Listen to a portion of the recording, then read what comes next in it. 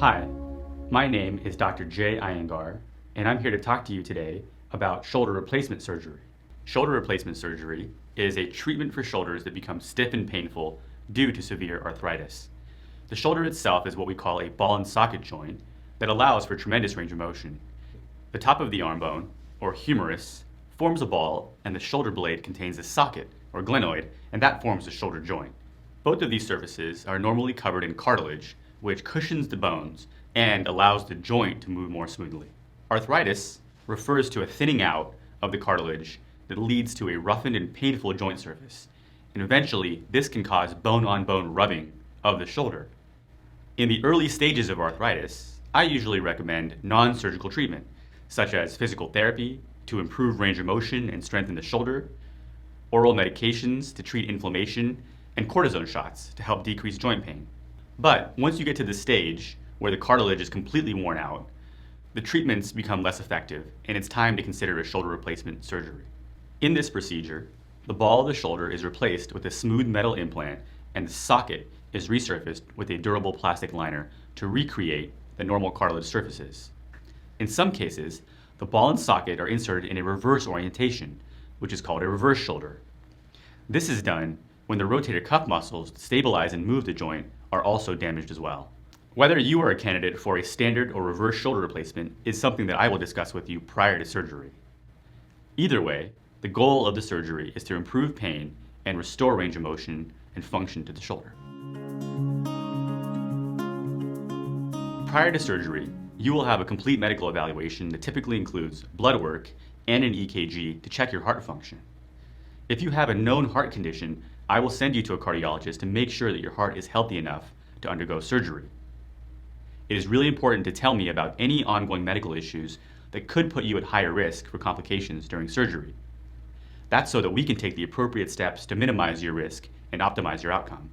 It is also important to stop any medications that can thin your blood, such as aspirin, warfarin, Plavix, or Xarelto, that may cause bleeding after surgery.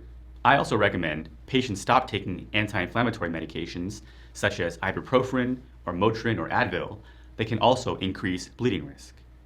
I like to remind patients that it is important to have someone stay with you for the first week or so after surgery to help you prepare meals, get dressed, and help you with normal daily activities while you're recovering. I'd like to go over the basics of the procedure, but keep in mind I will also give you a full checklist of instructions telling you what to do to prepare for your surgery during your pre-surgery visit. After you check into the hospital, I will meet you in the pre-surgery room and put a mark on your shoulder to confirm the correct side. This is done as a routine safety measure.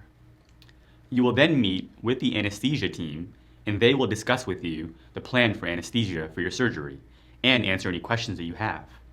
The procedure is usually performed using a combination of a nerve block to numb the arm and also a light anesthesia or conscious sedation so that you're asleep during the surgery.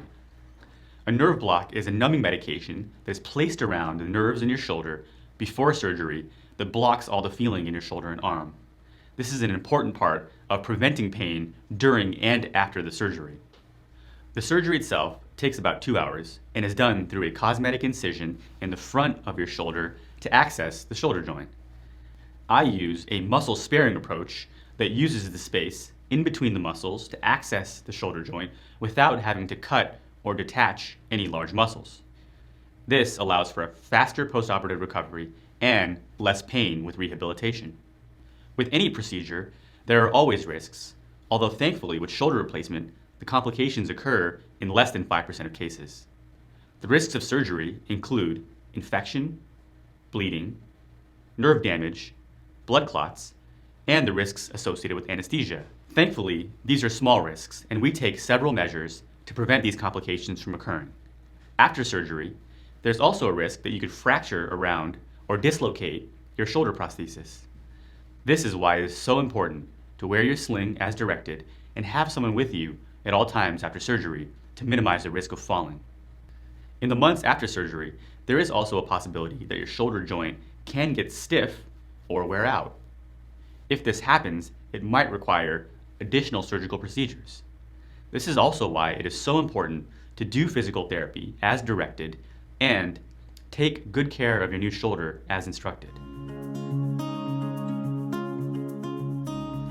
When you wake up in the recovery room after surgery, your arm will be in a shoulder sling to support it, and it will still feel numb from the anesthesia. At this point, you will be monitored in the recovery room to check your vital signs and make sure your pain is well controlled. You will also have an X-ray to confirm the position of your new implants. A nurse or physical therapist will help you get out of bed and make sure that you are safe to walk with assistance. At this point, most patients are ready for discharge home from the hospital. If there are any concerns about your medical condition after surgery, I may recommend that you spend the night in the hospital for additional monitoring. Once you are home, you will keep your shoulder in a sling for the first 2 weeks, including when you sleep, to allow the muscles to heal. Keep in mind, it is normal to have numbness in the arm, hand, and fingers for up to 24 hours after surgery as the nerve block slowly wears off. I do recommend sleeping in a recliner or a comfortable chair for the first 2 weeks after surgery, as this is a more comfortable position than trying to sleep flat. I do use a waterproof dressing over your incision, but I still recommend keeping the shoulder as dry as possible to prevent water from getting into the incision. To get the best outcome, allow your shoulder muscles to heal for the first 2 weeks before you do any kind of strenuous activity. After I see you for the first visit, we will start a physical therapy plan to help you move your shoulder safely and gradually strengthen your muscles over time. Remember, I will see you for a follow-up appointment 2 weeks after surgery and then 2 months after that to help guide you through the recovery process at each step of the way. I hope this video has provided some valuable information regarding your shoulder replacement procedure. But if at any point you have questions or concerns regarding your shoulder, please do not hesitate to ask me.